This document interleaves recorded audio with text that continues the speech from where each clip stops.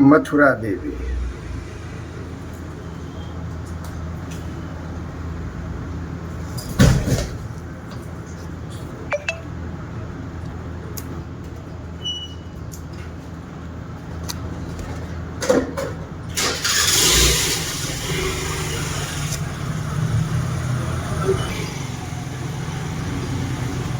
मथुरा अंतर्ग्रही परिक्रमा, ऐसा मान सकते हैं। 4 कोस की मथुरा और 80 कोस का ब्रिज, उसके अंदर चौबियापाड़ा यानी कि ब्राह्मणों की वो जगह जहाँ तीर्थ पुरोहितों का, जब उस काल की वो मथुरा थी और इस काल की ये मथुरा जो नगर से बाहर बनी है, वो सामने अपना जाना होगा दीर्घ विष्णु मंदिर। और विषय सीधा आज़ादी के बाद और बंटवारे के बाद एक आम मुसलमान, आपका नाम क्या है? सलीम। सलीम। ये चौबियापाड़ा हिंदुस्तान बॉर्डर, इसके ठीक सामने अभी मैं जाऊंगा जहां तो मैं दिखाना चाहूँगा।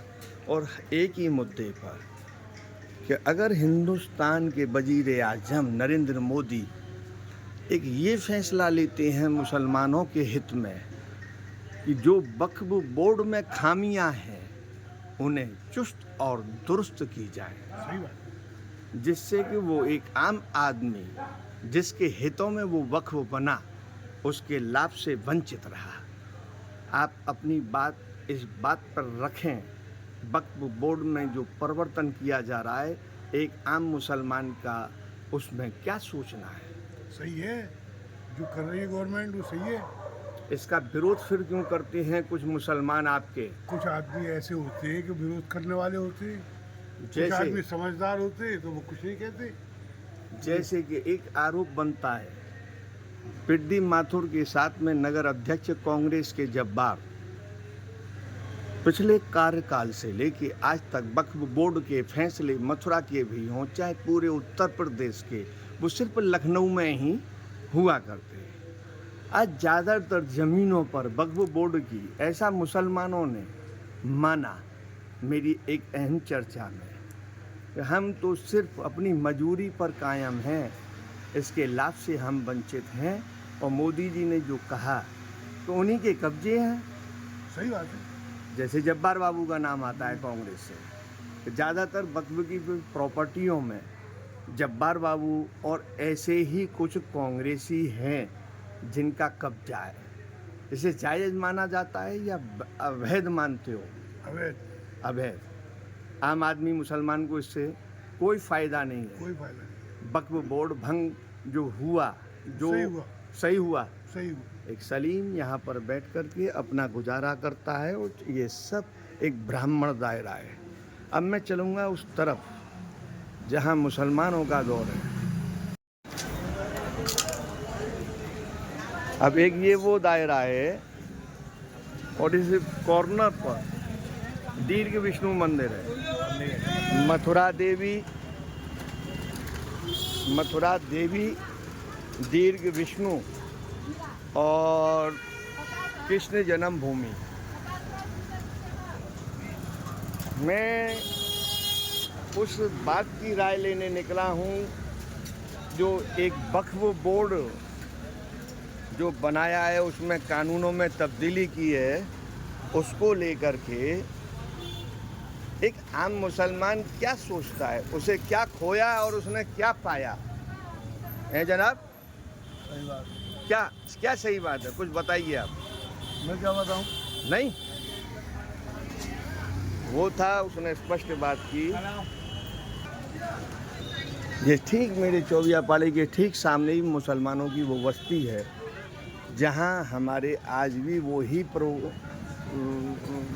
मेल मिलाप है कि इनके बाबा को, इनके पिताजी को, और आज भी मैं इनसे सब्जी खरीदता हूँ। सवाल वक्फ बोर्ड का है। अगर वक्फ बोर्ड का परिवर्तन एक आम मुसलमान के लिए गलत लगता है या सही लगता है, और अगर तुम्हें वक्फ बोर्ड ने तुम्हारे बाप दादों को क्या ऐसा दे दिया जिससे कि तुम उसका विरोध कर सको, ये बताइए। है? नहीं नहीं, मैं एक साधारण, बोलो, खुल के बोलो। आपकी बात, आपकी आवाज़ हो सकता है। नहीं, मैं अभी महिलाओं को भी पूछ लूँगा। नहीं, इसमें आपको अच्छा लग रहा है, बुरा लग रहा है? वक्फ बोर्ड में जैसे जब्बार का पूरी पे कब्जा है, ऐसे जब्बार लोगों का कब्जा है पूरी वक्फ बोर्ड की संपत्ति पे। आप लोगों का क्यों नहीं है वहाँ, ये पूछना चाह रहा हूँ। अब खुल के बता सकते हो? जानकारी सब है तुम्हें? चलो कोई बात नहीं, मिलते हैं फिर किसी और से।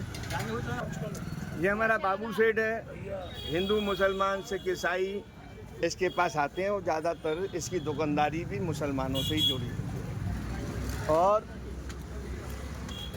इतने अच्छी तरीके से कि इसका ग्राहक सहज ही जब दुकान बंद होगी तो कहीं और जाएगा, बाकी इसका ग्राहक कभी कहीं जा नहीं सकता है। पीढ़ी दर पीढ़ी से जैसे वो मुसलमान दुकानदारों को देखा जा सकता है, ऐसे ये हिंदू खानदान की ही वो दुकानें हैं जो दर पीढ़ी, वो पीछे उसका लड़का मौजूद है। परंपरागत सारी चीज़ें चलती हैं।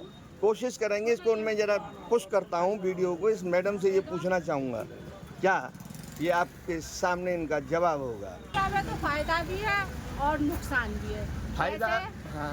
गरीब इंसान तो पिसरा ही पिसरा जी, गरीब इंसान तो पिसरा ही पिसरा। गरीब की लिए सुविधा बनाई है तो जी नेता लोग आएंगे बीच में खाने को, यही खा जाते थे।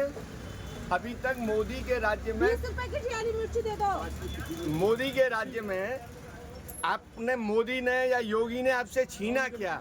कुछ नहीं है, और आपको ऐसा क्या दे दिया कि आप मोदी और योगी को, उसके कानूनों को अच्छा मान रहे हैं? यो दिया का राशन भी फ्री है, बच्चों का राशन भी फ्री है। मतलब को गरीब की नहीं, खुद सब कुछ सोचा था, पर नेता नहीं खान दे रहे, ना नेता लेने दे रहे। वो ये कहते हैं कि सबका साथ सबका विकास, 20 रुपए की सबके लिए करूँगा, ये करेगी सरकार प्रयास, ऐसा वो करते हैं। तो आपका ये भरोसा जागता है। उसके फैसले गलत समय पे लिए हों, लेकिन लेते तो वो आपके हितों में ही हैं फैसले। वक्फ की जमीनों पर, वो दे दिए, वो पिसी मिर्ची का, वो वक्फ की जमीन, साबुत मिर्ची का, वक्फ बोर्ड की जमीन को आप जानती हैं? नहीं भाई, मैं नहीं। वक्फ बोर्ड में आपके ससुराल में आई हैं यहाँ, या आपके पियर में कभी वक्फ बोर्ड की संपत्तियों पे आपके घर, आशियाने, दुकान कुछ मिली हैं? नहीं मिली। जब्बार जैसे आदमी ही वक्फ बोर्ड का बेनिफिट लेते रहे, इसकी जानकारी है? इनकी जानकारी आपको मिली है? जानती हैं आप? अनपढ़ है, लेकिन मोदी योगी के राज्य से आप संतुष्ट हैं, इसमें कोई दो राय नहीं है। ये आपका नाम पूछ सकता हूँ मैं? मत बताइए। बाबू सेठ, ये पूरा इलाका और उस जन्मभूमि की उस किन्नौर तक, जैसे किसी चौबियापाड़ी में चढ़ के जाने के लिए पूरे पहाड़ पर जाना पड़ेगा, तो पुरानी मथुरा इसी तरीके से है। और उसकी पूरी बनावट 3 ही दायरे में है, बिंदु, और ये उसके अंदर की बिंदु, और उसमें बैठी हैं वो शक्तियाँ, जिसे मैं कहता हूँ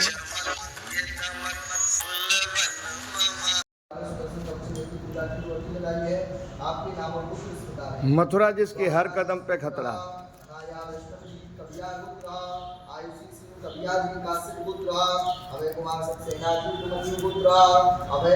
हमारे यहाँ की गोपियाँ कहती हैं धीरज धारी तेरा भरोसा भारी। और बाबा लोग भी याद करते हैं चढ़ जा ऊपर शिखर पर और जरा फिक्र कर हमारी। ये वो मथुरा जिसके हर कदम पे खतरा, वो मथुरा देवी थी, ये धीरज धारी। और इसके बाद सीधा केशव देव और वो ज्ञान बावड़ी जहाँ कभी कुरान लिखी गई और उस कुरान को लेकर के और उस जिसे आदम बाबा कहते हैं उसको लेके यहाँ से एक समूह निकला जिसे आज इस्लाम कहते हैं। युधिष्ठिर के अगर सम्मत को देखा जाए तो अखंड भारत के उन इतिहास के झरोकों में जाना पड़ता है जहाँ इस्लाम भी अपने आप को सीमित मानता है। सन 2025 और सम्मत 2081 उस चीज को लेकर आज तीसरी मथुरा देवी से विश्राम घाट से मथुरा देवी और मथुरा देवी से दीर्घ विष्णु और दीर्घ विष्णु से केशव देव जन्मभूमि जिसको लिंक करती है वो बिंदु मथुरा की 4 कोस और उसके रेखे से रेखा जो बनती है जैसे सूर्य की किरण इस पृथ्वी पर पड़ती है तो वो सब कुछ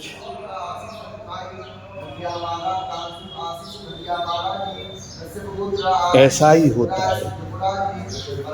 इबादत कोई भी हो,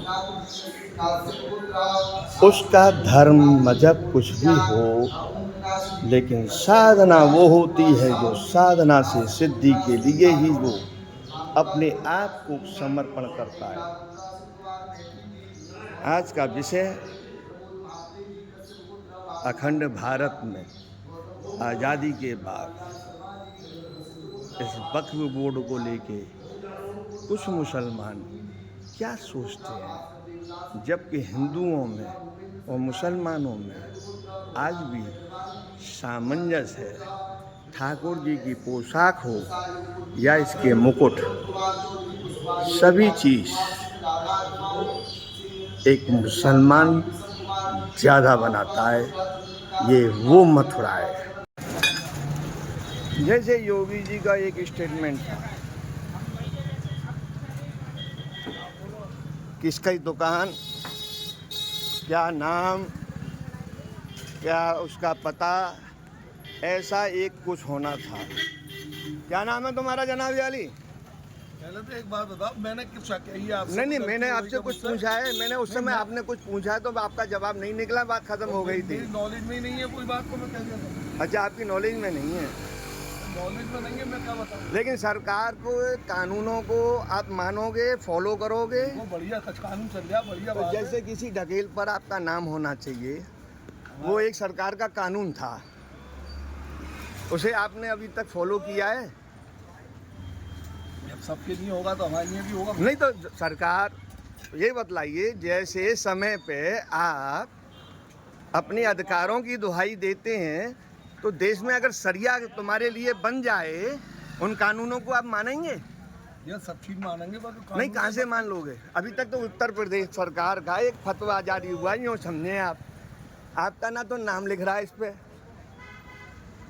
हिंदू मुसलमान का तो मैं मानूं। नहीं, वैसे तो कायदा तो उत्तर प्रदेश सरकार जारी करती है, सभी के लिए करती है। सबके लिए आपके लिए स्पेशल भेजना चाहिए किसी को? हम तो तैयार हैं। फिर नहीं तो आपको लगा, कल से मुझे मालूम पड़ना चाहिए कि आप लगा रहे हैं सरकार के फतवे को मानने हैं। तो हम भी लगाएंगे। नहीं, ये कोई बात थोड़ी नहीं तो ऐसी बात कर रहे हो, तुम हमारे, हम तुम्हारे। मैंने तुमसे सिर्फ ये पूछा, वक्फ बोर्ड से अगर तुम्हें फायदा हुआ होता है, तुम्हारी नस्लों को मिला होता है, तो तुमको ये ढकेल लगानी पड़ती क्या?